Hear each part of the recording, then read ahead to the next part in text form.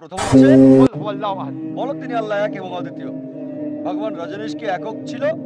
সে কি একাই নিজেকে ঈশ্বর দাবি করেছিল? শত শত আছে যারা ঈশ্বর দাবি করেছিল। শুধু এই দেশে হাজার হাজার লোক নিজেকে ঈশ্বর দাবি করেছিল। সে একক না। রজনীশ ভক্তরা হয়তো বলবে না, একক ছিল, সে ইউনিক। চলুন দ্বিতীয় পরীক্ষায় যাই। আল্লাহু সামাদ। আল্লাহ স্বয়ং সম্পূর্ণ, চিরস্থায়ী। রজনীশ কি স্বয়ং সম্পূর্ণ এবং চিরস্থায়ী ছিল? আমরা রজনীশের জীবনী পড়লে জানতে পারি। সে বলেছে তার অসুখ ছিল হাঁপানি, পিঠের ব্যথা, ডায়াবেটিস মেলাইটিস। চিন্তা করেন, সর্বশক্তিমান ঈশ্বর হাঁপানিতে ভোগে, পিঠের ব্যথা, ডায়াবেটিস মেলাইটিসে ভোগে। তৃতীয় পরীক্ষা হচ্ছে লাম ইয়ালিদ ওয়া লাম ইউলাদ। তিনি কাউকে জন্ম দেননি, জন্ম নেননি। আমরা জানি ভগবান রজনীশ জন্মগ্রহণ করে মধ্যপ্রদেশে। পরবর্তীতে 1981 সালে আমেরিকায় চলে যায় আর হাজার হাজার আমেরিকান ভক্ত তৈরি করে এবং অরিগন প্রদেশে নিজের গ্রাম তৈরি করে, যার নাম রজনীশপুরম। পরবর্তীতে আমেরিকার সরকার তাকে গ্রেপ্তার করে জেলে প্রেরণ করল। রজনীশ অভিযোগ করল যে আমেরিকার সরকার তাকে স্লো পয়জনিং করেছে জেলখানায়। চিন্তা করেন, সর্বশক্তিমান ঈশ্বরকে স্লো পয়জন করা হয়। পরবর্তীতে আমেরিকার সরকার তাকে দেশ থেকে বের করে দিলে সে ভারতে ফিরে আসে আর পুনাতে বসবাস শুরু করে। সেখানে তার আশ্রম আছে, নাম ওশো কমিউন। আপনারা সেখানে গেলে দেখবেন, যদি তার সমাধিতে যান, সেখানে দেখবেন লেখা আছে ভগবান রজনীশ ওশো। কখনো জন্মাননি, কখনো মরেননি, তবে পৃথিবী ভ্রমণ করেছিলেন 11 ডিসেম্বর 1931 থেকে 19 জানুয়ারি 1990 পর্যন্ত। কখনো জন্মাননি, কখনো মরেননি, তবে পৃথিবী ভ্রমণ করেছিলেন 11 ডিসেম্বর 1931 থেকে 19 জানুয়ারি 1990 পর্যন্ত। তার সমাধিতে এটা লিখতে ভুলে গেছে যে পৃথিবীর 21টিরও বেশি দেশ তাকে ভিসা দেয়নি। সর্বশক্তিমান ঈশ্বর পৃথিবী ভ্রমণ করতে আসছেন আর তার ভিসা লাগে। আর গ্রিসের আর্ট বিশপ বলেছেন, যদি তোমরা রজনীশকে দেশ থেকে না তাড়াও তাহলে তার বাড়ি এবং তার অনুসারীদের বাড়ি পুড়িয়ে দেব। শেষ পরীক্ষা, ওয়া লাম ইয়াকুল লাহু কুফুয়ান আহাদ। তার মতো আর কিছুই নাই। আর এটা এমন পরীক্ষা সর্বশক্তিমান আল্লাহ ছাড়া কেউ পাশ করতে পারবে না। যখনই সর্বশক্তিমান আল্লাহকে কোনো কিছুর সাথে তুলনা করবেন, কোনো কিছুর সাথে, সে আর আল্লাহ না। ওয়া লাম ইয়াকুল লাহু কুফুয়ান আহাদ। কোনো কিছুই তার মতো না। ধরেন কেউ একজন বলল সর্বশক্তিমান ঈশ্বর হলো আর্নল্ড সোয়াজনিগারের চেয়ে 1000 গুণ বেশি শক্তিশালী। হয়তো সোয়াজনিগারের নাম শুনেছেন, যাকে উপাধি দেওয়া হয়েছিল মিস্টার ওয়ার্ল্ড, পৃথিবীর সবচেয়ে শক্তিশালী মানুষ, মিস্টার ইউনিভার্স, বিশ্বের সবচেয়ে শক্তিশালী মানুষ। যদি কেউ বলে সর্বশক্তিমান ঈশ্বর 1000 গুণ বেশি শক্তিশালী সোয়াজনিগারের চেয়ে, যখন ঈশ্বরকে কোনো কিছুর সাথে তুলনা করবেন, হোক সেটা আর্নল্ড সোয়াজনিগার, হোক সেটা দারা সিং, অথবা হোক কিংকং, হোক সেটা 1000 গুণ বা মিলিয়ন গুণ বেশি, যখনই কোনো কিছুর সাথে ঈশ্বরকে তুলনা করলেন, সে আর ঈশ্বর না। ওয়া লাম ইয়াকুল লাহু কুফুয়ান আহাদ। তার মতো আর কিছুই নাই। আমরা জানি ভগবান রজনীশ সাদা কাপড় পরতেন, তার দাড়ি ছিল, দুটো চোখ ছিল, একটা নাক, দুটো হাত। ঈশ্বরকে কোনো কিছুর সাথে তুলনা করলে সে আর ঈশ্বর না। ওয়া লাম ইয়াকুল লাহু কুফুয়ান আহাদ। اقرأ وخيّا অন্যথায় আল্লাহ কোরআনে বলেছেন, সূরা ইসরা অধ্যায় 17 আয়াত 110, কুলিদুল্লাহ আবিদুর রহমান আইয়ামা তাদু ফালাহুল আসমাউল হুসনা। বলো আল্লাহ আর রহমান বলো, যে নামেই তাকে ডাকো তার রয়েছে সুন্দর সুন্দর নাম। আল্লাহকে যে কোনো নামে ডাকতে পারেন, তবে সেটা সুন্দর নাম হতে হবে। মনে কোনো ছবি ভাসবে না, আল্লাহর দেওয়া নাম হতে হবে সেটা। এই কথা সূরা ইসরা অধ্যায় 17 আয়াত 110 ছাড়াও উল্লেখ আছে সূরা আরাফ অধ্যায় 7 আয়াত 180, সূরা তাহা অধ্যায় 20 আয়াত 8, এছাড়াও সূরা হাশর অধ্যায় 59 আয়াত 24 বলা হয়েছে আল্লাহর আছে সুন্দর সুন্দর নাম। অনেক নাস্তিক যারা বিজ্ঞানে বিশ্বাস করে, এই যুক্তির সবগুলো হয়তো তাদের সম্পূর্ণ তুষ্ট করবে না। অনেক নাস্তিক যারা বলে বিজ্ঞান হলো মানদণ্ড, তাদের মতে বিজ্ঞান সম্পূর্ণ। তাহলে চলুন এই সকল নাস্তিকদের কাছে প্রমাণ করি আল্লাহ সুবহানাহু ওয়া তাআলার অস্তিত্ব। যদি আমি জানি যে এই নাস্তিক বিশ্বাস করে বিজ্ঞানে, ধন্যবাদ জানিয়ে তাকে বলবো, সহজ একটা প্রশ্ন, যে ধরেন একটা যন্ত্র আছে, একটা মেশিন, যেটা সম্পর্কে পৃথিবীর কেউ আগে জানতো না। যদি আপনার সামনে মেশিনটা আনা হয় আর যদি বলা হয় প্রথম কে বলতে পারবে এই মেশিনটার গঠন সম্পর্কে, নাস্তিক কিছুক্ষণ চিন্তা করে হয়তো বলবে, কে আপনাকে এই মেশিনের গঠন সম্পর্কে বলবে? পৃথিবীর কেউ আগে এই মেশিনটা দেখেনি। কেউ এটা সম্পর্কে জানে না, সে আপনাকে বলবে মেশিনের সৃষ্টিকারী, বা বলবে মেশিনের স্রষ্টা, হয়তো বলবে আবিষ্কারক বা উৎপাদনকারী অথবা ম্যানুফ্যাকচারার। সে যাই বলুক তা কিছুটা একই রকম হবে, হয় স্রষ্টা, ম্যানুফ্যাকচারার, উৎপাদনকারী, সৃষ্টিকারী, আবিষ্কারক, একই কথা। এই উত্তরটা মনে রাখুন। সৃষ্টিকারী কে? স্রষ্টা। যদি বলে অন্য কারো কাছে বা গবেষণাকারীর কাছে বললে হয়তো জানতে পারবে, সেটা পরের বিষয়। আপনি নাস্তিককে বলেন যে এই মহাবিশ্ব কিভাবে অস্তিত্বে আসলো, সে হয়তো বলবে এটা ছিল প্রথমে একটা ঘোলাটে আচ্ছাদন, তারপর দ্বিতীয় বিভক্তি হচ্ছে বিগ ব্যাং, যার দ্বারা জন্ম হলো তারা, চাঁদ, সূর্য এবং পৃথিবী যেখানে বাস করছে। এটা সে বিগ ব্যাং বলে। তাকে জিজ্ঞেস করে কখন তুমি জানলে পৃথিবীর সৃষ্টি বিগ ব্যাং এর ব্যাপারে, হয়তো বলবে প্রায় 50 বছর আগে, 40 বছর আগে। এই বিষয়টা যা তুমি বলছো বিগ ব্যাং এর ব্যাপারে, এটা কোরআন বলছে 1400 বছর আগে। সূরা আম্বিয়া অধ্যায় 21 আয়াত 30 আল্লাহ তাআলা বলেছেন, أولم يرى الذين كفروا অবিশ্বাসের কি দেখে না أن السماوات والأرض كانت رتقا ففتقناهما যে আকাশমণ্ডলী ও পৃথিবী একত্রিত ছিল, বিস্ফোরণের মাধ্যমে পৃথক করেছি। আপনি বিগ ব্যাং সম্পর্কে যা বলছেন এই কথা কোরআনে বলেছে 1400 বছর আগে। কোরআনে এইসব কথা কে বলেছে? সে বলবে হতে পারে এটা ধারণা বা কেউ লিখেছিল, সমস্যা নেই, তর্ক করছি না। পরের প্রশ্নে যাই, পৃথিবীর আকৃতি কি? আপনাকে বলবে লোকজন আগে ভাবতো যে পৃথিবী চ্যাপ্টা, আর 1577 সালে স্যার ফ্রান্সিস ড্রেক পুরো পৃথিবী ভ্রমণ করেছিলেন আর প্রমাণ করেছিলেন যে পৃথিবী গোলাকার। আপনি তাকে বলুন কোরআন বলছে সূরা নাজিয়াত অধ্যায় 79 আয়াত 30, والأرض بعد ذلك دحاها আমি পৃথিবীকে ডিম্বাকৃতি করে বানিয়েছি। আরবি শব্দ দাহাহা এর একটা মানে হচ্ছে প্রসারণ, পৃথিবী প্রসারিত। আরেকটা অর্থ যার মূল শব্দ এসেছে আরবি দুইয়া থেকে, যার অর্থ একটা ডিম। আর আমরা এখন জানি যে পৃথিবী পুরোপুরি বলের মতো গোলাকার না, বল থেকে কিছুটা চ্যাপ্টা আর কেন্দ্র থেকে কিছুটা সরু। এটা হচ্ছে ভূগোলাকৃতির, কিছুটা ডিমের মতো। আর আরবি শব্দ দুইয়া স্বাভাবিক ডিমকে বোঝায় না, এটা বিশেষ করে উট পাখির ডিমকে বোঝায়। যদি উট পাখির ডিমের আকৃতি দেখে থাকেন, ডিমটা আবার হয় ভূগোলাকৃতির। চিন্তা করেন, কোরআন 1400 বছর আগে বলেছে পৃথিবীর এই আকৃতির কথা। কে এটা বলেছে? সে আপনাকে বলবে আপনাদের নবী মুহাম্মদ সাল্লাল্লাহু আলাইহি সাল্লাম খুব জ্ঞানী লোক ছিলেন। তর্ক করছি না। আবার বলছি, চাঁদের আলো তার নিজস্ব আলো নাকি প্রতিফলিত আলো? নাস্তিক আপনাকে বলবে আগে ভাবতাম যে চাঁদের আলো নিজস্ব আলো, কিন্তু এখন আমরা জানি চাঁদের আলো তার নিজস্ব আলো না, এটা প্রতিফলিত আলো। কখন তুমি জানলে? সে বলবে আমরা জেনেছি সেদিন, 50 বছর আগে, 100 বছর আগে, 200 বছর আগে। কোরআন বলছে 1400 বছর আগে। সূরা ফুরকান অধ্যায় 25 আয়াত 61, যে প্রশংসা তার যিনি আকাশে তারকারাজি স্থাপন করেছেন, তার মধ্যে সূর্য শামস যার নিজস্ব আলো আছে, আর চাঁদ যা ধার করা আলো। সূর্যের আরবি শব্দ হচ্ছে শামস। এর আলোকে আরো বলা হয় সিরাজ ওয়াহাজ, মানে টর্চ বা জ্বলন্ত বাতি। চাঁদকে আরবিতে বলা হয় কামার। এর আলোকে বলা হয় মুনির বা নূর। মুনির মানে ধার করা আলো, আর নূর মানে প্রতিফলিত আলো। চাঁদের আলোকে কোথাও বলা হয় না ওয়াহাজ বা সিরাজ, সব সময় বলা হয় নূর বা মুনির, ধার করা আলো বা প্রতিফলিত আলো। 1400 বছর আগে কে কোরআনে এসব কথা বলেছে? দেখবেন থেমে যাবে, উত্তর অপেক্ষা করবেন না, বলে যান। যখন আমি স্কুলে ছিলাম তখন শিখেছি যে সূর্য ঘোরে, তবে এটা স্থির, এর নিজস্ব কক্ষে নয়। কোরআন বলছে সূরা আম্বিয়া অধ্যায় 21 আয়াত 33, هو الذي خلق الليل والنهار আল্লাহ সৃষ্টি করেছেন রাত এবং দিন, والشمس والقمر সূর্য এবং চন্দ্র, كل في فلك يسبحون প্রত্যেকে আপন কক্ষপথে ঘুরছে। আরবি শব্দ ইয়াসবাউন মানে চলন্ত দেহের গতি।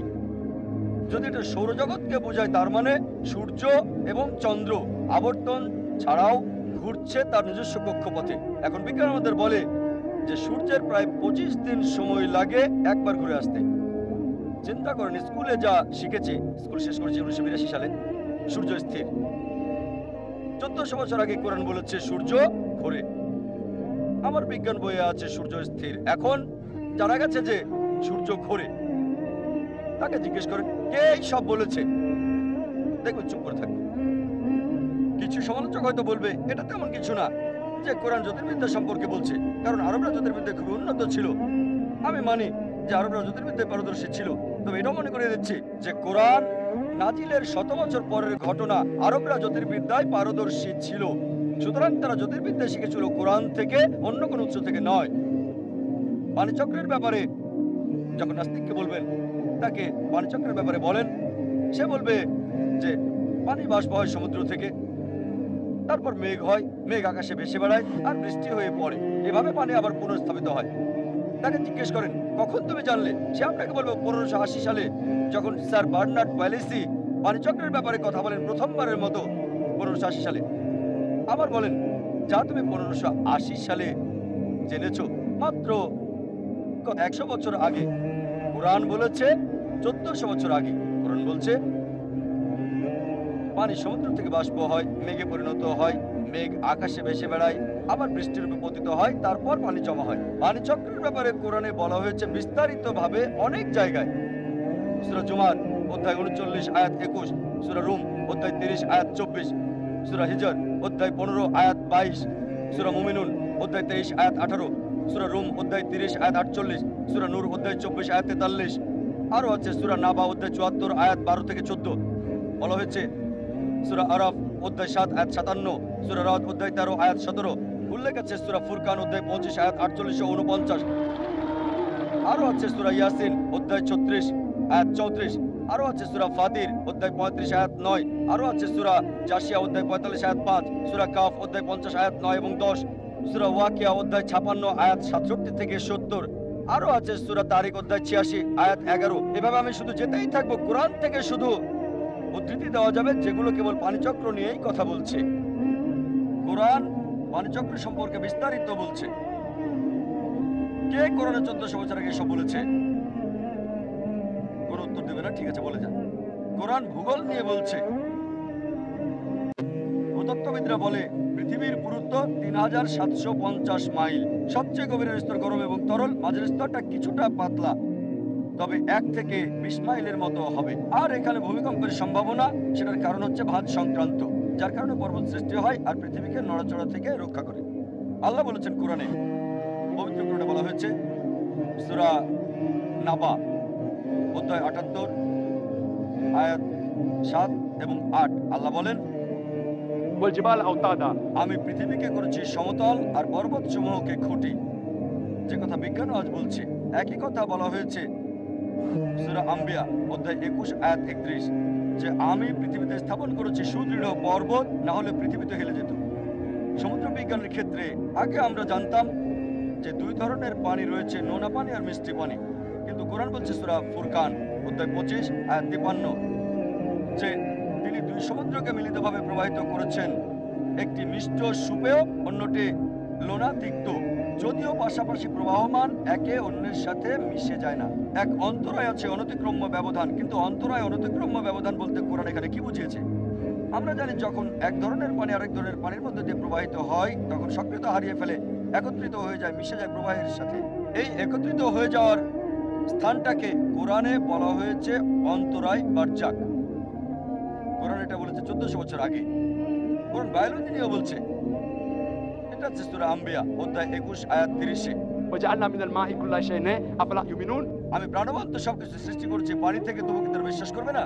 আরবের মরুভূমিতে কে বিশ্বাস করতো যে সবকিছু পানি থেকে সৃষ্টি? এখন বিজ্ঞান আমাদের বলছে প্রাণবন্ত সবকিছু পানি থেকে সৃষ্টি।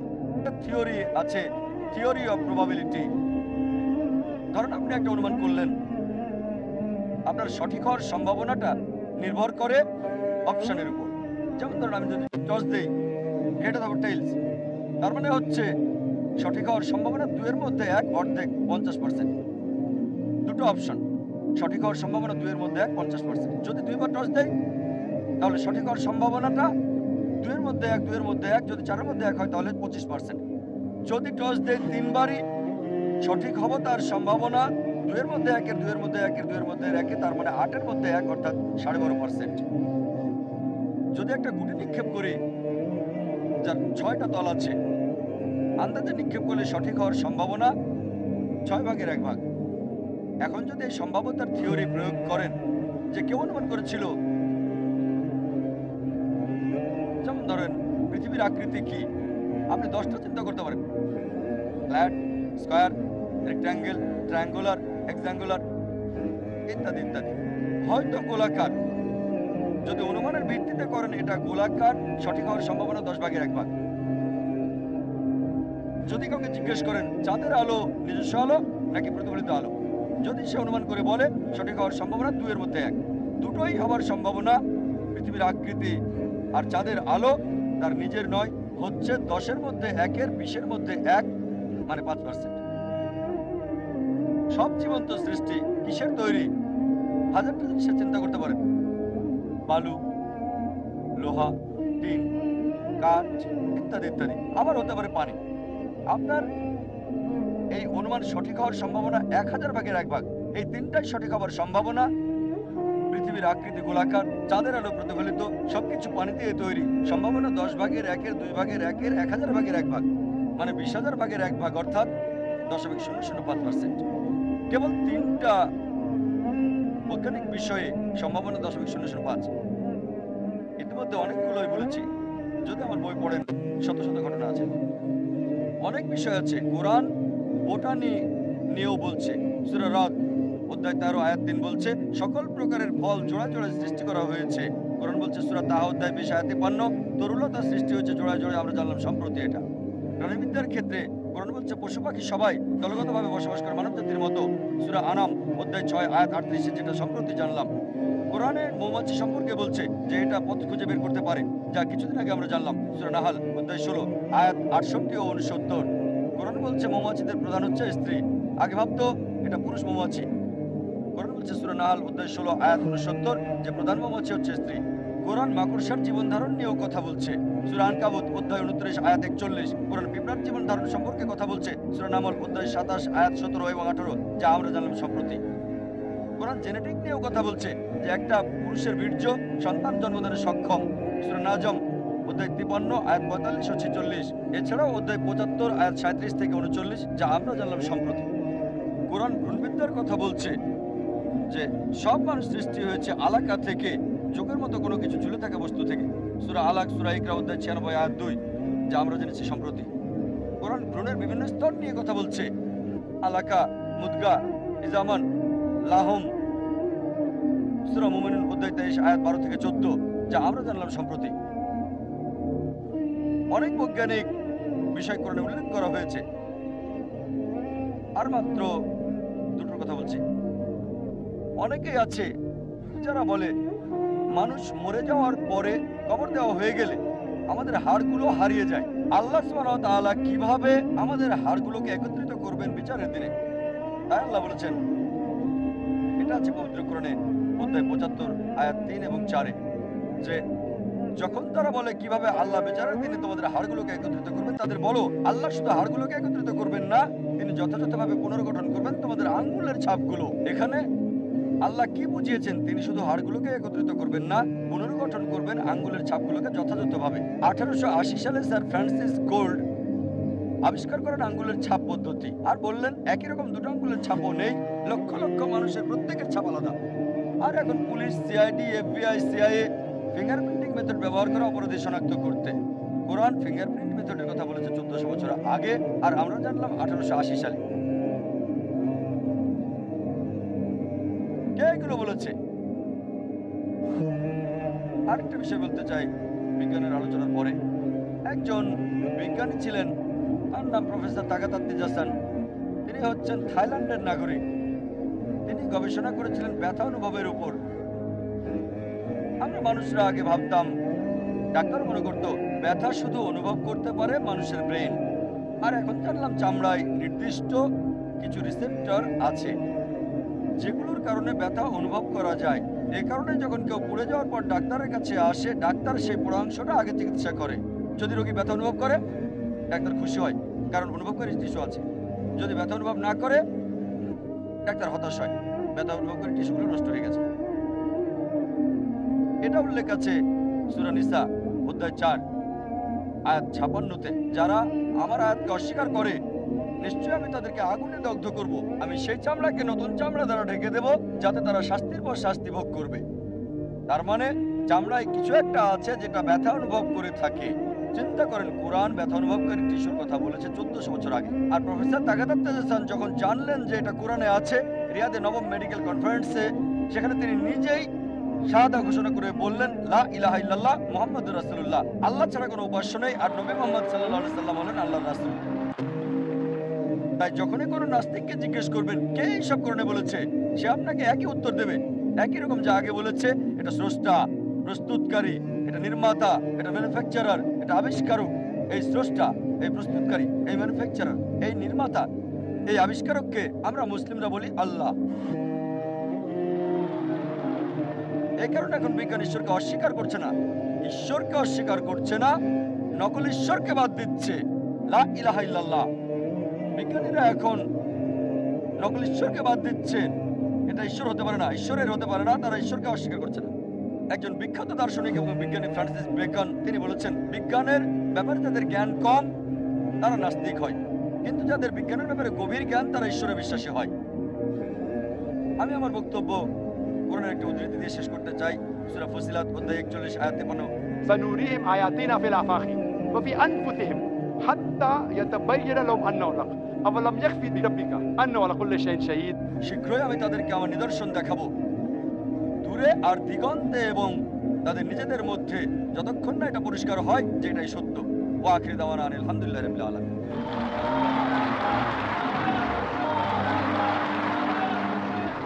জাযাকাল্লাহ ধৈর্য সহকারে শোনার জন্য। এখন আমরা আরো উপভোগ্য পর্বে যাচ্ছি, প্রশ্নোত্তর পর্ব ডাক্তার জাকিরের।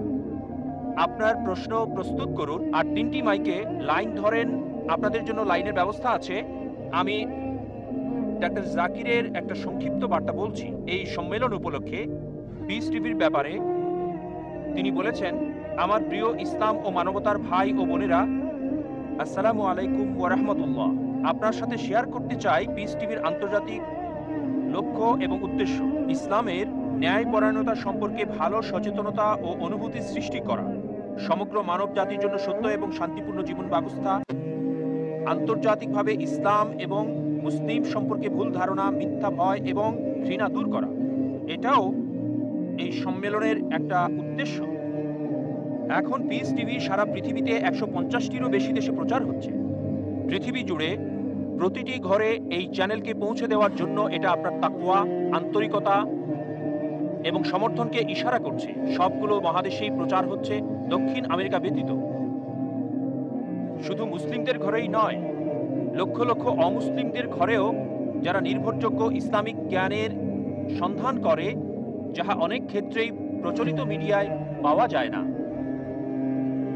এখন আমরা প্রশ্নোত্তর পর্ব শুরু করছি। এখন ডাক্তার জাকিরকে দয়া করে প্রশ্ন করার ক্ষেত্রে আপনারা 3টি বিষয় মনে রাখবেন। প্রশ্ন সংক্ষিপ্ত হতে হবে এবং একবারে একটি প্রশ্ন। প্রথম প্রশ্নটি মহিলাদের থেকে, দ্বিতীয়টা এখানে, তৃতীয়টা দূরে। হ্যাঁ বোন। اقرأ أخيا القرآن। হ্যাঁ বোন। আচ্ছা, আমার একটা প্রশ্ন। সূরা আলে ইমরান আয়াত 50, এতে বলা হয়েছে যিশু শিক্ষাকে মানতে, তাহলে কেন মানুষ মানছে না? বোন নামটা বলবেন প্লিজ। ছাত্রী। বোন প্রশ্ন করলেন যে কোরআন বলছে সূরা আলে ইমরান অধ্যায় 3 আয়াত 50 যে আমাদেরকে যীশু খ্রিস্ট বা ইসলামের শিক্ষা অনুসরণ করতে হবে। অনেক আয়াতই আছে যেগুলো বলছে আমাদেরকে ঈসা আলাইহিস সালামের উপর বিশ্বাস করতে হবে। বোন আপনাকে পরিষ্কার করে বলি যে ইসলামই একমাত্র খ্রিস্টান ধর্ম যেটা যীশু বা ঈসা আলাইহিস সালামের উপর বিশ্বাসের গুরুত্ব দিয়ে থাকে। সে কখনোই মুসলিম না যদি যীশু বা ঈসা আলাইহিস সালামকে বিশ্বাস না করে। আমরা বিশ্বাস করি তিনি ছিলেন আল্লাহ সুবহানাহু ওয়া তাআলার একজন মহান নবী। আমরা বিশ্বাস করি তিনি ছিলেন মসিহ মানে খ্রিস্ট। আমরা বিশ্বাস করি তার জন্ম হয়েছে অলৌকিকভাবে কোনো পুরুষের স্পর্শ ছাড়াই, যা অনেক আধুনিক খ্রিস্টানি এখন এটা বিশ্বাস করে না। আমরা বিশ্বাস করি তিনি মৃতকে জীবিত করতেন আল্লাহর সাহায্যে। আমরা বিশ্বাস করি তিনি সুস্থ করতেন অন্ধ এবং কুষ্ঠরোগীকে আল্লাহর সাহায্যে। কোন খ্রিস্টান আর মুসলিমরা একত্রিত হচ্ছে, তবে কেউ হয়তো বলবে তাহলে পার্থক্যটা কোথায়? বোন, পার্থক্যের কারণ হচ্ছে যে অনেক খ্রিস্টান তারা বলে যে যিশু বা ঈসা আলাইহিস সালাম তিনি ঈশ্বর দাবি করেছেন। তিনি বলেছিলেন আমি সর্বশক্তিমান ঈশ্বর।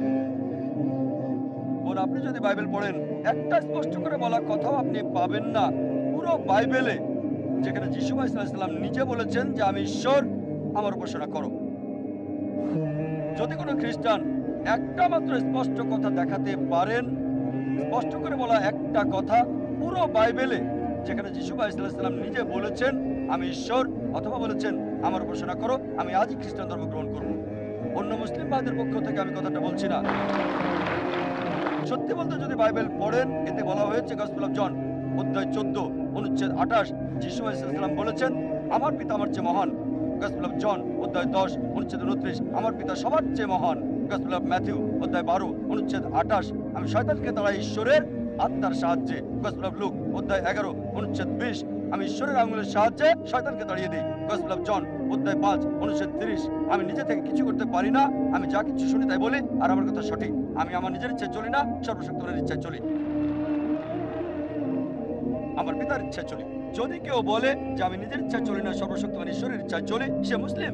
যিশু আলাইহিস সালাম ছিলেন মুসলিম, কখনো ঈশ্বর দাবি করেননি। আর এটা স্পষ্ট করে উল্লেখ আছে বুক অফ অ্যাক্টস 2 নম্বর অধ্যায় অনুচ্ছেদ 22, শোনো ইসরায়েলবাসী, নাজারেথের যিশু তোমাদের মধ্য থেকে ঈশ্বর তাকে মনোনীত করেছেন অলৌকিকত্ব আর নিদর্শনের মাধ্যমে, যা ঈশ্বর তাকে দিয়ে করিয়েছেন তোমরা দেখেছো। নাজারেথের যিশু তোমাদের মধ্যে ঈশ্বর মনোনীত একজন মানুষ, অলৌকিকত্ব আর নিদর্শনের মাধ্যমে ঈশ্বর যা তাকে দিয়ে করেছেন তোমরা তা দেখেছো। তাই আমরা বিশ্বাস করি যিশু খ্রিস্ট আলাইহিস সালাম আল্লাহ সুবহানাহু ওয়া তাআলার একজন মহান নবী ছিলেন, তবে ঈশ্বর ছিলেন না। এখানে আমরা পার্থক্য করি। যিশুর শিক্ষার ব্যাপারে এখন বলবো। আপনার মূল প্রশ্ন ছিল যে কোরআন বলছে আমাদেরকে যিশু আলাইহিস সালামের শিক্ষা অনুসরণ করতে হবে। যখন যিশু আলাইহিস সালাম পৃথিবীতে এসেছিলেন, তাকে পাঠানো হয়েছিল শুধু ইহুদিদের জন্য, শুধু বনী ইসরাইলদের জন্য। কোরআন স্পষ্ট করে বলছে সূরা সাফ অধ্যায় 61 আয়াত 6 যে যিশু আলাইহিস সালাম নবী হিসেবে এসেছিলেন বনী ইসরাইলের কাছে। এটা বলা হচ্ছে সূরা আল ইমরান অধ্যায় 3 আয়াত 49 যে যিশু আলাইহিস সালামকে প্রেরণ করেছিলেন বনী ইসরাইলের কাছে। এটা বলা হচ্ছে গসপেল অফ ম্যাথিউ অধ্যায় 10 অনুচ্ছেদ 5 ও 6। যিশু আলাইহিস সালাম বলেছেন জেন্টাইলদের পথে যাবে না। জেন্টাইল কারা? যারা ইহুদি নয়, হিন্দু, মুসলিম। জেন্টাইলদের পথে যাবে না, সামারিটানদের শহরে প্রবেশ করবে না, বরং ইসরায়েলের হারানো মেষদের কাছে যাবে। একই কথা বলা হয়েছে গসপেল অফ ম্যাথিউ অধ্যায় 15 অনুচ্ছেদ 24। তিনি অনুসারীদের বলছেন আমাকে প্রেরণ করা হয়েছে শুধুমাত্র ইসরায়েলের ঘরের হারানো মেষদের কাছে। সুতরাং যীশু খ্রিস্টকে পাঠানো হয়েছিল বনী ইসরায়েলদের জন্য, আর তার কথা মানা জরুরি ছিল নির্দিষ্ট একটা সময়ের জন্য। এই কথা বাইবেল বলছে এবং কোরআনও বলছে। তারপর বোন, যদি আপনি বাইবেল পড়েন, যিশু আলাইহিস সালাম যা বলেছেন যদি ভালো করে দেখেন, এটা হচ্ছে গসপেল অফ লুক, যে যিশু আলাইহিস সালামের খাতনা করা হয়েছিল 8ম দিনে। আমরা মুসলিমরা মাশাআল্লাহ খাতনা করে থাকি, অধিকাংশ খ্রিস্টানি খাতনা করে না। তাই যদি বলেন যিশু আলাইহিস সালামের শিক্ষা অনুসরণ করলে খ্রিস্টান হওয়া যাবে, তাহলে আমি বলবো আমি বড় খ্রিস্টান ওই খ্রিস্টানদের চেয়ে। এটা বলা হচ্ছে বাইবেলে বুক অফ এফেসিয়ান্স অধ্যায় 5 অনুচ্ছেদ 18 যে মাতাল হবে না। এটা বলা আছে বুক অফ প্রবাদ অধ্যায় 20 অনুচ্ছেদ 1 যে মদ একটা ধোঁকা। আমরা মুসলিমরা মদ পান করি না। কোরআন বলছে সূরা মাইদা অধ্যায় 5 আয়াত 90 মদ হারাম, আমরা স্পর্শ করি না, কখনো আমরা মদ খাই না। মুসলিমরা একটা বড় সম্প্রদায় যারা এটা করে না। সুতরাং বাইবেল অনুযায়ী মদ পান করতে পারবেন না। আরো বলা হয়েছে বাইবেলে যে শুকর খেতে পারবেন না, অনেক জায়গায় আছে। এটা আছে বুক অফ লেভিটিকাস অধ্যায় 11 অনুচ্ছেদ 7 ও 8। আরো আছে বুক অফ ডিউটেরোনমি অধ্যায় 14 অনুচ্ছেদ 8, বুক অফ আইজা অধ্যায় 65 অনুচ্ছেদ 2 থেকে 5। কমপক্ষে 5 বার যে শুকর খাওয়া যাবে না। আমরা মুসলিমরা আমরা শুকর খাই না, কিন্তু অধিকাংশ খ্রিস্টান শুকর খায়। তাই যদি খ্রিস্টান মানে যারা যীশু খ্রিস্ট বা ঈসা আলাইহিস সালামের শিক্ষাকে মেনে চলে, তাহলে আমরা মুসলিমরা খ্রিস্টানদের চেয়ে বড় খ্রিস্টান। আমি এভাবে বলে যেতে পারবো, যখন যীশু আলাইহিস সালামকে বলা হলো প্রথম কমান্ডমেন্ট কোনটি, তিনি বললেন গসপেল অফ মার্ক অধ্যায় 12 অনুচ্ছেদ 29 বলেছেন Shama Israelo, Adnan Haino Adnan Khad. এটা হিব্রু ধৃতি, যার মানে শোনো হে ইসরায়েলবাসী, প্রভু আমাদের প্রভু একজন। আমরা মুসলিমরা মাশাআল্লাহ আমরা বিশ্বাস করি এক আল্লাহকে। অধিকাংশ খ্রিস্টান বিশ্বাস করে ট্রিনিটিতে, পিতা পুত্র এবং পবিত্র আত্মা। তাই যদি বলেন খ্রিস্টান মানে যে যীশু আলাইহিস সালামের শিক্ষাকে অনুসরণ করে, আমরা মুসলিমরা খ্রিস্টানদের চেয়ে বড় খ্রিস্টান। আপনি আমার ভিডিও ক্যাসেট দেখতে পারেন, ইসলাম এবং খ্রিস্টান ধর্মের সাদৃশ্য, সেখানে বিস্তারিত আপনি পাবেন। আমরা বাইবেলের চেয়ে বেশি অনুসরণ করছি যীশু আলাইহিস সালামের শিক্ষা, খ্রিস্টানদের চেয়ে বেশি। আশা করি উত্তরটা পেয়েছেন। হ্যাঁ ভাই। আসসালামু আলাইকুম। ওয়ালাইকুম আসসালাম। আমার নাম ঋত্বিক বনিয়া। আমি ফরাসি, অমুসলিম। আর ৮ মাস ধরে ভারত ভ্রমণ করছি। আমি আমার বয়স ১৮ বছর। জুনে গ্রেড ১২ শেষ করেছি। আর ইনশাআল্লাহ যদি রাজি থাকেন আপনার সাথে দেখা করব। আর তবে এখন আমি একটা প্রশ্ন করতে চাই ইহুদিদের ব্যাপারে। আ আ হতে পারে যদি আমার ভুল না হয়, আপনি বললেন যে এটা কুরআনে আছে যে ইহুদি আর মূর্তি পূজারীরা হলো বড় শক্তিশালী শত্রু বিশ্বাসীদের, মুসলিম বিশ্বাসীদের। মুসলিমদের আমি জানতে চাই কিভাবে এই আয়াত থাকা সত্ত্বেও শান্তি আসতে পারে মানবজাতির মাঝে, যখন ইসরায়েল আর প্যালেস্টাইনের মাঝে সমস্যা কিভাবে কিছু মুসলিম আর কিছু ইহুদি পারে না ভুল বোঝা হয়েছে এই আয়াত, কারণ এটা প্ররোচিত করতে পারে কিছু মানুষকে। ভুল ব্যাখ্যা যদি এটা কাব্যিক হয়, তবু ইহুদি আর মুসলিমকে শত্রু হতে হবে। ভাই খুব সুন্দর প্রশ্ন করলেন। বললেন যে আমি বক্তব্য উদ্ধৃতি দিয়েছি কোরআনের আয়াতে সূরা মাইদা অধ্যায় ৫ আয়াত ৮২ বলা হয়েছে যে মুসলিমদের সবচেয়ে বড় শত্রু হচ্ছে ইহুদি এবং মূর্তি পূজারীরা, আর সবচেয়ে কাছের হচ্ছে খ্রিস্টানরা। তাই বললেন এটা কি শত্রুতা বাড়াবে না যখন বলা হচ্ছে ইহুদি আর মুসলিম যুদ্ধ করবে? কোরআন বলেনি যে ইহুদি এবং মুসলিমদের যুদ্ধ করতে হবে। কোরআন বলছে মুসলিমদের বিশ্বাসীদের সবচেয়ে বড় শত্রু হচ্ছে ইহুদিরা। এটা বলেনি যে মুসলিমদের যুদ্ধ করতে হবে ইহুদিদের সাথে, এর মানে এটা না। তবে বলা হয়েছে ইহুদিরা সামগ্রিকভাবে মুসলিমদের বিরোধিতা করবে। লেকচার আমি বলেছি অনেক ইহুদি ইসলাম গ্রহণ করেছে, অনেক ইহুদি মুসলিমদের সম্মান করে, তবে সামগ্রিকভাবে দেখলে ইহুদি আর খ্রিস্টানকে সামগ্রিকভাবে দেখলে ইহুদির চেয়ে খ্রিস্টান কাছে সামগ্রিকভাবে। এটা একটা বিষয়। যেমন ধরেন কোরআন বলছে যে ইহুদিরা চালাক, এটাও একটা কারণ। চালাক হলে চালাক, এর মানে এই না যে বিষয়টা লুকানো হচ্ছে। কোরআন আরো বলছে যে সামগ্রিকভাবে তারা বড় শত্রু। তাই এটা একটা ফলসিফিকেশন টেস্ট। এখন যদি আপনি কোরআনকে ভুল প্রমাণ করতে চান, যদি ইহুদিরা সবাই এক হয়ে যায় আর ঠিক করে চলো কোরআনকে ভুল প্রমাণ করতে কমপক্ষে ৩-৪ বছর আমরা ভালো থাকবো, চলো প্যালেস্টাইনে যুদ্ধ বন্ধ করি। আর আপনি কি জানেন হিটলার ইহুদিদের বের করে দিয়েছিল? হিটলার ৬০ লক্ষ ইহুদিকে হত্যা করেছে, জার্মানি থেকে তাদের বের করে দিয়েছে। আরবরা, ফিলিস্তিনিরা তাদের বলল আহলান ওয়া সাহলান, স্বাগতম, সুস্বাগতম। কিছুদিন পর নিজেদের ঘর ছাড়তে হলো। চিন্তা করেন, কেউ কোনো ভ্রমণকারীকে আশ্রয় দিল, সেই ভ্রমণকারী তাকে বাড়ি থেকে বের করে দিচ্ছে, আর সে চিৎকার করছে আমার বাড়ি নিয়ে যাচ্ছে, সে তখন বলছে সন্ত্রাসী। তাই আমাদের যা করতে হবে, চলুন একত্রে মিলে সমস্যার সমাধান করি। সমস্যাটা কি? এখন আমেরিকাকে নিয়ন্ত্রণ করে ইহুদিরা, হোক সেটা ব্যাংক অথবা টাকা অথবা ক্ষমতা। আমেরিকার জরিপ অনুযায়ী স্টার অফ ডেভিডে না গিয়ে কেউ কখনো আমেরিকার প্রেসিডেন্ট হতে পারে না, যদিও তারা সংখ্যালঘু 5%-এরও কম আমেরিকাতে। তবে তারা অর্থনীতিকে নিয়ন্ত্রণ করছে আমেরিকার। ঠিক, যেহেতু তাদের নিয়ন্ত্রণ আমেরিকা, তাদের বলেন চলেন প্যালেস্টাইন সমস্যার সমাধান করি, আমেরিকার সমস্যার সমাধান করি। চিরদিনের জন্য নয়, কয়েক বছরের জন্য, 4-5 বছরের জন্য এই সমাধানটা হবে। তাই আমরা বলছি না মুসলিমরা ইহুদিদের সাথে যুদ্ধ করবে। আসলে কোরআন বলছে এমনকি তোমার শত্রুও যদি শান্তি চায়, অনেক জায়গায় আছে, এমনকি যদি তারা যুদ্ধ করতে আসে, এটা আছে সূরা আনফালে, যদি যুদ্ধের মাঠেও তারা শান্তি চায়, শান্তি দাও। তাই কোরআন সবসময় শান্তি চায়, সবসময় শান্তির কথা বলে। তবে কেউ যদি শান্তি না চায়, তখন আমরা কি করতে পারি? ইসলাম হলো শান্তির ধর্ম, এটা শান্তি চায়, আবার সমস্যার কথা বলে দিয়েছে। তার মানে আমাদেরকে ইহুদি থেকে সতর্ক হতে হবে, তাদের সাথে যুদ্ধ করতে হবে এমন না। যদি তারা আসে এবং যুদ্ধ করে, সেটা ভিন্ন বিষয়। চিন্তা করেন কি হচ্ছে ফিলিস্তিনিতে বা অন্যান্য জায়গায়। তাই ভাই, যদি শান্তি চান, আপনাকে কোরআনের নির্দেশ মানতে হবে এবং শত্রুতার পরিবর্তে মিলেমিশে থাকতে হবে। কোরআন বলছে না যে ইহুদিদের শত্রু হতে হবে, তবে হতে পারে, এটা বলছে। আশা করি উত্তরটা পেয়েছেন। প্রশ্নকারীদের অনুরোধ করব দয়া করে নাম এবং পেশা বলবেন, যাতে করে আমরা বুঝতে পারি কোন প্রেক্ষাপটে প্রশ্ন করা হচ্ছে এবং জাকির ইনশাআল্লাহ আরো যথাযথ উত্তর দিতে পারবেন। আর ভলান্টিয়ারদের অনুরোধ করব অমুসলিম ভাই বোনদের অগ্রাধিকার দেওয়ার বিষয়টি গুরুত্বের সাথে এবং ভদ্রভাবে নিশ্চিত করবে। আমি প্রাসঙ্গিকভাবেই বলছি, উদ্দেশ্য হলো এটা একটা উন্মুক্ত প্রশ্নোত্তর পর্ব।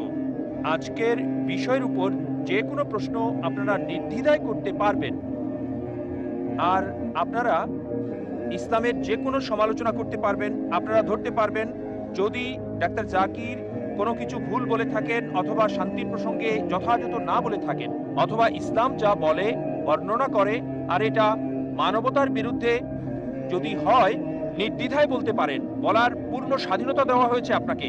আমরা তাকে প্রশংসা করব যে আমাদের সমালোচনা যথাযথ প্রসঙ্গে উন্মুক্তভাবে করে, তাকে নয় যে বিরোধিতা করে, মনে মনে শত্রুভাবে প্রকাশ করে না আমরা যা মনে করি। আমরা চাই আপনি খোলাখুলি প্রশ্ন করুন, সমালোচনা করুন, ডাক্তার জাকিরকে অ্যাটাক করুন। এটা আপনার সুযোগ, মিস করবেন না। এখন থেকে পরবর্তী 1 ঘন্টা আপনার সুযোগ, দ্বিধা ভেঙে প্রশ্ন করুন। হ্যাঁ ভাই। আমি মিস্টার চৌহান, অবসরপ্রাপ্ত শিক্ষক। প্রশ্ন করার আগে সবাইকে সালাম জানাতে চাই। ওয়ালাইকুম আসসালাম ওয়া রাহমাতুল্লাহি ওয়া আমার বারাকাতুহু। প্রশ্নটা হলো, কুরআন ঈশ্বরের বাণী, যা আপনি বিস্তারিত বলেছেন অনেক ক্ষেত্রেই। তবে আমার সন্দেহ হয় যে কুরআন শুধু ঈশ্বরের বাণী না, এটা সংমিশ্রণ ঈশ্বর এবং নবীর বাণী। কিভাবে? কারণ অনেক আয়াতেই আপনি বলেছেন, আপনি উল্লেখ করেছেন যে আমি লিখি নাই, এটা নবী বলেছেন। আমি লিখি নাই, এটা আমার কথা না। যেখানেই তিনি বলেছেন এটা আমার কথা না, এই কথাগুলোর ব্যাপারে কি বলবেন? এগুলো কি তার কথা নয়? দয়া করে বলুন। ভাই খুব সুন্দর প্রশ্ন করলেন, আর যুক্তি করে বললেন যা আমি বলেছি খ্রিস্টান এবং বাইবেল সম্পর্কে। ভাই বললেন সন্দেহাতীতভাবে প্রমাণ করেছে যে ঈশ্বরের বাণী, তবে ঈশ্বরের বাণীর পাশাপাশি নবীজির কথাও আছে, কারণ কোরআনে বলা হয়েছে যে আমি এটা লিখি নাই। ভাই কোরআনের কোথাও বলছে না যে আমি এটা লিখি নাই। খুঁজে দেখেন আয়াতটা, আমি মেনে নেব যে কোরআন ঈশ্বরের বাণী নয়। কোরআন কি বলছে? তারা বলে নবী এটা রচনা করেছে। আর আমি উদ্ধৃতি দিয়েছি, হয়তো ভুল শুনেছেন। আমি যা বলেছি সূরা সাজদা অধ্যায় 32 আয়াত 1 থেকে 3। তারা বলে নবী এটা রচনা করেছে। তাদেরকে বলো না, এটা সর্বশক্তিমান ঈশ্বরের কাছ থেকে, এটা সর্বশক্তিমান আল্লাহর কথা। যদি নবী লিখতেন আপনার কথা আমি মানতাম। এটা বাইবেলে উল্লেখ করা আছে। বাইবেলে বলা হয়েছে যে মুসা আলাইহিস সালাম বলেছেন যে আমি মরে গিয়েছিলাম, ইত্যাদি ইত্যাদি। এটা মুসাও লিখেন নাই, ঈশ্বরও লিখেন নাই। যদি মুসা লিখতেন কিভাবে বলেন আমি মরে গিয়েছিলাম? আর বাইবেলে এটাই উল্লেখ আছে, যীশু খ্রিস্ট ভাই সাল্লাল্লাহু আলাইহি সাল্লাম বলেছেন। তাই আমরা যা বলতে পারি কোরআনের ব্যাপারে, কখনোই আপনি নবীর সরাসরি বক্তব্য পাবেন না কোরআনে। যদি থাকে তা আল্লাহ তাআলা উদ্ধৃত করেছেন ইনভার্টেড কমার মধ্যে। আল্লাহ তাআলা বলতে পারেন যে নবী উত্তর দিল, তবে কোরআন কখনোই বলেনি আমি লিখি নাই। সত্যি বলতে কোরআন বলছে এটা আল্লাহ তাআলার পক্ষ হতে অনেক আয়াতই বলেছে। যদি আবার শুনতে চান আমি আবারও বলতে পারি। সূরা আনাম অধ্যায় 6 আয়াত 19, সূরা আনাম অধ্যায় 6 আয়াত 93, সূরা ইউসুফ অধ্যায় 12 আয়াত 1 আর 2, সূরা তাহা অধ্যায় 20 আয়াত 113, সূরা সাজদা অধ্যায় 32 আয়াত 1 থেকে 3, সূরা ইয়াসিন অধ্যায় 36 আয়াত 1 থেকে 3, সূরা জুমার অধ্যায় 39 আয়াত 1, সূরা গাফির অধ্যায় 40 আয়াত 2, সূরা জাসিয়া অধ্যায় 45 আয়াত 2। অনেক জায়গায় কোরআন বলছে এটা ওহী সর্বশক্তিমান আল্লাহর কাছ থেকে সরাসরি বক্তব্য। আশা করি উত্তরটা পেয়েছেন।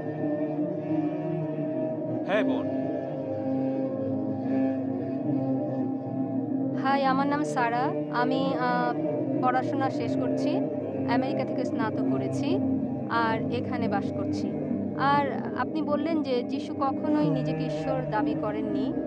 বাইবেল মতে রেভলিউশন অধ্যায় 1-এ বলেছেন, পুরো অধ্যায়টা পড়ছি না কারণ অনেক সময়ের দরকার, কিন্তু যিশু বলেছেন, আর তিনি বলেছেন ভয় করো না, আমি প্রথম আর শেষ, আমি জীবন্ত একজন, আমি মৃত ছিলাম আর দেখো এখন জীবিত সর্বসময়ের জন্য, আমি জীবন মৃত্যুর চাবি নিয়ে এসেছি। তিনি আরও বললেন আমি আলফা এবং ওমেগা, যে আছে, যে ছিল, যার আছে সর্বশক্তি। এগুলো ঈশ্বরের নাম ওল্ড এবং নিউ টেস্টামেন্টে আছে। আর আমি দেখেছি বলা হচ্ছে যিশু ঈশ্বরের ঔরসজাত পুত্র নয়, আধ্যাত্মিকভাবে ঈশ্বরের পুত্র। বোন প্রশ্ন করলেন উদ্ধৃতি দিলেন রেভেলেশন অধ্যায় 1 অনুচ্ছেদটা বলেননি, প্রথম 20টি অনুচ্ছেদ নিয়ে আপনি বলছেন। আর আলফা এবং ওমেগা অনুচ্ছেদ 11 রেভেলেশন অধ্যায় 1 অনুচ্ছেদ 11, যেখানে যীশু খ্রিস্ট ভাই সাল্লাল্লাহু আলাইহি ওয়াসাল্লাম বলেছেন আমি আলফা এবং ওমেগা। তাই আপনি বললেন যীশু খ্রিস্ট ভাই সাল্লাল্লাহু আলাইহি ওয়াসাল্লাম বলেছেন আমি আলফা এবং ওমেগা, আমি প্রথম এবং আমি শেষ। আপনার মতে তিনি ঈশ্বর দাবি করেছেন। দেখেন, আমি বলেছি একটাও স্পষ্ট করে বলা বক্তব্য নেই, স্পষ্ট করে বলা একটা কথাও নেই পুরো বাইবেলে যেখানে যীশু ভাই সাল্লাল্লাহু আলাইহি ওয়াসাল্লাম নিজে বলেছেন যে আমি ঈশ্বর, আমার উপাসনা করো। বলেননি। এখন আপনি বলছেন কারণ যীশু বলেছেন আমি আলফা এবং ওমেগা, এজন্য তিনি সর্বশক্তিমান ঈশ্বর। আলফা এবং ওমেগাতে কি বোঝাতে চান? আমি প্রথম এবং আমি শেষ কোন ক্ষেত্রে? আপনি কি বলতে চান যীশু খ্রিস্ট পৃথিবীতে প্রথম? না, তার জন্মের আগে তার মা পৃথিবীতে ছিলেন। অনেক নবী তার আগে এসেছেন, সুতরাং অবশ্যই তিনি প্রথম না, আবার শেষও না। বাইবেলের মধ্যে বলা হয়েছে নবী মুহাম্মদ সাল্লাল্লাহু আলাইহি সাল্লাম আসবেন, এটা আছে গসপেল অফ জন অধ্যায় 16 অনুচ্ছেদ 12 থেকে 14। আমার অনেক কিছু বলার আছে, কিন্তু তোমরা এখন তা সহ্য করতে পারবে না। যখন সত্যের আত্মা আসবে সে তোমাদের নিয়ে যাবে সত্যের দিকে। নিজে কিছু বলবে না, সে যা শুনবে তোমাদের বলবে। সে আমাকে সম্মানিত করবে, তোমাদের আসার পথ দেখাবে। নবী মুহাম্মদ সাল্লাল্লাহু আলাইহি সাল্লাম সম্পর্কে বলা হয়েছে। তাহলে কি বোঝানো হয়েছে আলফা এবং ওমেগা দিয়ে? এটা প্রথম এবং শেষ বোঝায়নি আক্ষরিকভাবে, কারণ অনেক মানুষই তার আগে এসেছিল এবং অনেক মানুষই তারপরে এসেছিল। ঈশ্বরের বিধান মতে এটা দিয়ে কি বোঝানো হয়েছে? নবীগণ যাই বলেন ঈশ্বরের বিধান মতে সে প্রথম এবং শেষ। মুসা আলাইহিস সালামের সময়ে তিনি ছিলেন আলফা এবং ওমেগা। ঈশ্বরের বিধান এটাই ছিল নিয়ম, তিনি যা শিক্ষা দিতেন মানতে হতো। যীশু খ্রিস্টের সময়ে যীশু খ্রিস্ট সাল্লামের শিক্ষা ছিল আলফা এবং ওমেগা, সেটা মানা বাধ্যতামূলক ছিল। নবী মুহাম্মদ সাল্লাল্লাহু আলাইহি সাল্লামের সময় শিক্ষা ছিল আলফা এবং ওমেগা, এটা প্রথম এবং শেষ। এর মানে এই নয় তিনি ঈশ্বর দাবি করেছেন। এজন্য আমি বলেছি একটা স্পষ্ট কথাও নেই। যদি লিটারালি বলেন তিনি প্রথম এবং শেষ, আর যদি বাইবেল পড়েন বাইবেল এটা মানে না। অনেক মানুষের যীশু খ্রিস্ট ইসলামের আগে এসেছিল, তার জন্ম হয়েছিল মায়ের পেটে, আর অনেক মানুষ তারপরে এসেছিল। এজন্য আমি বলেছি স্পষ্ট করে বলা একটা কথা। আশা করি উত্তরটা পেয়েছি। اقرأ وخيا হ্যাঁ, পরবর্তী প্রশ্ন হবে মহিলাদের মধ্য থেকে। আমি ডাক্তার পূজা অরোরা, সায়ন হাসপাতাল থেকে এসেছি। আমি একজন সাইকোথেরাপিস্ট। স্যার, আমি আপনার সাথে একমত। একটা ছোট প্রশ্ন শুধু, যখন নবী মুহাম্মদ সাল্লাল্লাহু আলাইহি সাল্লাম নবুয়ত পেয়েছিলেন, আর তিনি যেমন আপনি বললেন যে তিনি ছিলেন সাধারণ লোক, নবুয়ত পাবার আগে সেই সময়ে কোরআন যেটা ঈশ্বরের বাণী, এটা কি শুধু মুসলিমদের আলোকিত করেছিল? কারণ ঈশ্বর পক্ষপাতিত্ব নিশ্চয় করবেন না। তাহলে পৃথিবীর অবশিষ্ট মানুষ তখন কি করছিল? যখন নবী মুহাম্মদ সাল্লাল্লাহু আলাইহি সাল্লাম অল্প কিছু মানুষকে আলোকিত করেছিলেন, আর এটা এমন দীর্ঘ সময় নিয়েছে সমাজের অন্যান্য অংশগুলোকে আলোকিত করার জন্য এই ঈশ্বরের বাণী দ্বারা, আর কত বছর নেবে অমুসলিমদের জন্য? মুসলিমদের মতো হিন্দুরাও হবে। আমি সম্পূর্ণভাবে আপনার সাথে একমত। এর একটা ধারণা হতে হবে যে হিন্দুরা মূর্তিতে বিশ্বাস করে, ছবিতে, অথবা রাম ভগবান যাই হোক না কেন, এটা একটা বিশ্বাস। আর তাদেরকে এটার মাধ্যমে বোঝাতে হবে যে ঈশ্বর এক। হিন্দু ধর্ম বিশ্বাস করে এক সর্বশক্তিতে, যেটা একটা শক্তি, একটা স্বর্গীয় শক্তি। তবে দুঃখজনকভাবে এটা বিভিন্ন আকার দেওয়া হয়েছে। সুতরাং যদি এই কল্যাণের জন্য কোরআন যদি একজন হিন্দুকে সাহায্য করে এক ঈশ্বর সম্পর্কে জানতে, এটা খুবই ভালো। বোন খুব সুন্দর প্রশ্ন করলেন, গুরুত্বপূর্ণ প্রশ্ন। যদি কোরআন এমন এক বই হয়, যদি এটা ঈশ্বরের বাণী হয়, তাহলে কেন এটা শুধুমাত্র একটা ছোট্ট দলের জন্য এসেছিল, যেখানে ছিল শুধু আরবরা আর মুসলিম? সারা পৃথিবীর জন্য কেন আসেনি? কত সময় লাগবে? বোন, কোরআন কখনোই শুধু মুসলিম বা আরবদের জন্য নাজিল হয়নি। কোরআন সমগ্র মানব জাতির জন্য।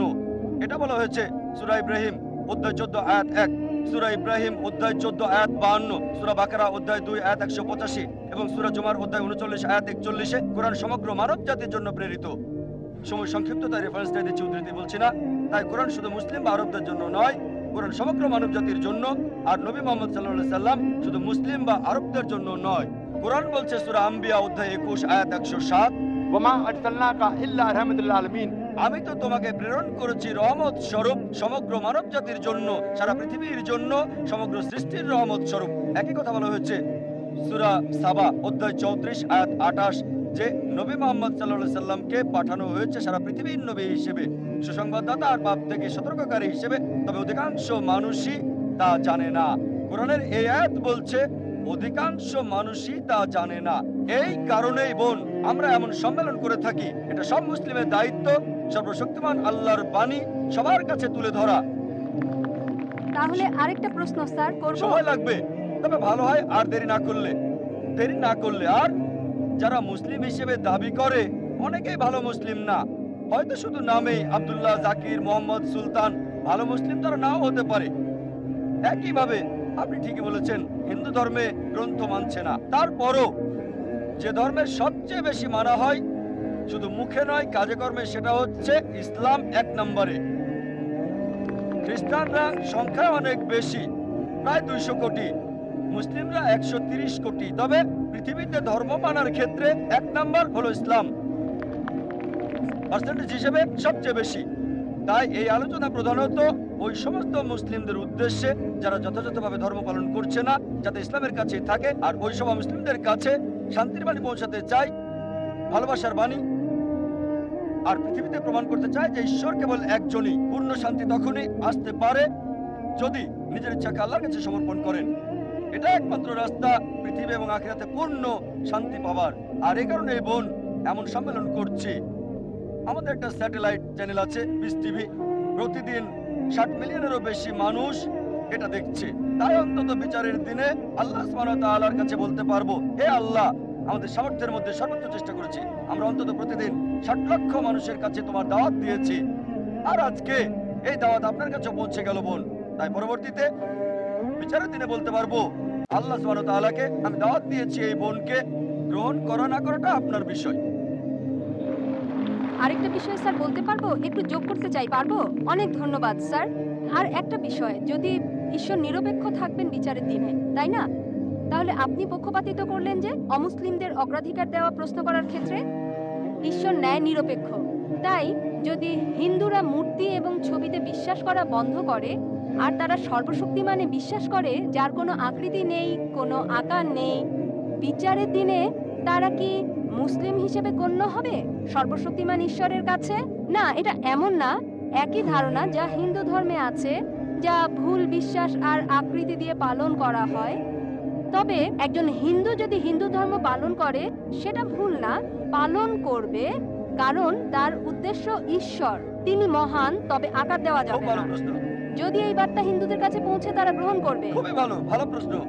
ধন্যবাদ, পক্ষপাতিত্ব স্যার। আর নিরপেক্ষ হওয়ার ব্যাপারে দুটো মত থাকতে পারে আপনার দিক থেকে, কারণ নিরপেক্ষ না বলে অন্তত প্রশ্ন করতে পারছেন। এই পক্ষপাতিত্ব না করলে আমি আল্লাহর কাছে বলতে পারতাম না আমি আপনাকে সরাসরি দাওয়াত দিয়েছি এককভাবে। আপনি দেখছেন, তাই না, তিনি তা তাই আপনাকে বিশ্বাস বুঝতে করেন হবে না। বোন, কেন পক্ষপাতিত্ব করছি। এই পক্ষপাতিত্ব নিরপেক্ষতার জন্য, কারণ অন্যরা দাওয়াত পেয়েছে 100 না হলো 90 ভাগ, আপনারা সবাই কম পাবেন। তাই আমাদের এই পক্ষপাতিত্ব নিরপেক্ষ হওয়ার জন্য। ঠিক স্যার, তবে আমাদের যা এবার দরকার। আমরা প্রশ্নে আসি। জি স্যার। এটা খুব ভালো প্রশ্ন, যে যদি হিন্দুরা বিশ্বাস করে এক ঈশ্বরে, মূর্তিতে বিশ্বাস না করে, প্রতিমূর্তিতে বিশ্বাস না করে, ভাস্কর্যে বিশ্বাস না করে, তাহলে শেষ বিচারের দিনে তারা কি মুসলিম হবে? ঠিক, আপনি ইসলামের অংশ অনুসরণ করছেন। ঠিক, যদি আপনি হিন্দু গ্রন্থ পড়েন, হিন্দু গ্রন্থ বলছে আরেকজন নবী আসবেন, আর নবী মুহাম্মদ সাল্লাল্লাহু আলাইহি সাল্লামের আগমনের অনেক ভবিষ্যৎবাণী আছে অনেক জায়গায়। তার কথা আছে ভবিষ্য পুরাণায় পর্ব 3 খণ্ড 3 অধ্যায় 3 শ্লোক 5 থেকে 8। তার কথা বলা হয়েছে ভবিষ্য পুরাণায় পর্ব 3 খণ্ড 3 অধ্যায় 3 শ্লোক 10 থেকে 27। তার কথা বলা হয়েছে অথর্ববেদে অধ্যায় 21 অনুচ্ছেদ 6, অথর্ববেদ অধ্যায় 21 অনুচ্ছেদ 7। অনেক জায়গায় তার কথা বলা হয়েছে। তার কথা নাম সহ বলা হয়েছে 100-এরও বেশি বার মুহাম্মদ হিসেবে হিন্দু গ্রন্থে। ঠিক সময় স্যার। কম, তাই সবগুলো রেফারেন্স বলছি না। কল্কি পুরাণায় কল্কি অবতারের কথা উল্লেখ আছে অধ্যায় 2 অনুচ্ছেদ 4, 5, 7, 9, 11 এবং 15-তে বলা হয়েছে আরেকজন অবতার আসবে, কল্কি অবতার, যার বাবার নাম হবে ঈশ্বরে বৃত্ত বিষ্ণু ইয়াস। আরবি করলে হয় আব্দুল্লাহ, যেটা মুহাম্মদ সাল্লাল্লাহু আলাইহি ওয়াসাল্লামের বাবার নাম। এই কল্কি অবতারের মায়ের নাম হবে সুমতি, যার অর্থ শান্তি, নীরবতা, যার আরবি হচ্ছে আমেনা, যেটা নবী মুহাম্মদ সাল্লাল্লাহু আলাইহি ওয়াসাল্লামের মায়ের নাম। তার জন্ম হবে মাধব মাসের 12 তারিখ, 12ই রবিউল আউয়াল। এই দিনে নবীজির জন্ম হয়েছিল। তার 4 জন সাথী থাকবে। আমরা জানি প্রথম 4 খলিফার কথা। তিনি জন্মগ্রহণ করবেন শান্তির জায়গায় মক্কায়। তার জন্ম হবে মক্কার প্রধান গোত্র কুরাইশ বংশ। আরো বলছে তিনি উত্তর দিকে যাবেন, একটা গুহা থেকে ফিরে আসবেন। আর নবীজি মুহাম্মদ সাল্লাল্লাহু আলাইহি ওয়াসাল্লাম মক্কা থেকে মদিনায় গিয়ে আবার এসেছিলেন। আরো অনেক আছে কল্কি অবতার সম্পর্কে। আপনি একটা অংশে বিশ্বাস করছেন লা ইলাহা, আপনাকে এটা বিশ্বাস মুহাম্মাদুর করতে হবে রাসূলুল্লাহ। মুহাম্মাদুর রাসূলুল্লাহ। ধন্যবাদ স্যার, ধন্যবাদ। আর যদি এটা করেন, নাম যাই আছে থাক, সেটাই থাকুক, হোক প্রীতি, যে নামই থাকুক। আপনার নাম কি বোন? পূজা। পূজা, এই নামই থাকুক, বদলাতে হবে না। মুসলিম হলেই হলো, নাম পরিবর্তনের কোনো দরকার নেই আপনার। কিন্তু স্যার ধারণাটা এক ঈশ্বরের ধারণা, কোনো মূর্তি নেই, কোনো প্রতিমূর্তি নেই তার। শেষ এবং চূড়ান্ত নবী মুহাম্মদ, ইনশাআল্লাহ বিচারের দিনে আপনি জান্নাতে যাবেন এই পূজা নাম নিয়েই। তাই স্যার রাস্তা ভিন্ন ভিন্ন, মূল বিষয় হলো উদ্দেশ্য এক হতে হবে। আমি এটাই বিশ্বাস না করি। বোন, গন্তব্যের জন্য পথগুলো ভিন্ন,